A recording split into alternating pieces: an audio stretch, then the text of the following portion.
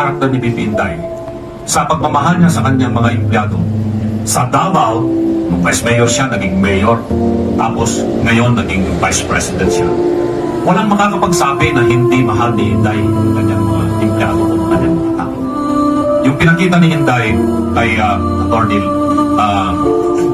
Lopez, yan ay loyalty of the superior over her people. Ganyan dapat ang leader. Ang leader ay may loyalty rin sa kanyang mga nasasakupan.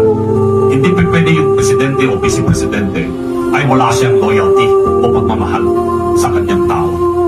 Yun ang kulang sa karamihan ng mga political leaders dito sa ating bansa. Kaya saludo ako sa kanyang naging reaction. Pinakita niya at pinadama niya, pinarinig niya sa sambayan ng Pilipino na hindi ko kayo pababayaan dahil tama yung ginagawa ninyo. Kung kayo ay naagrabyado, kasama niyo ako kahit minsan tayo marating.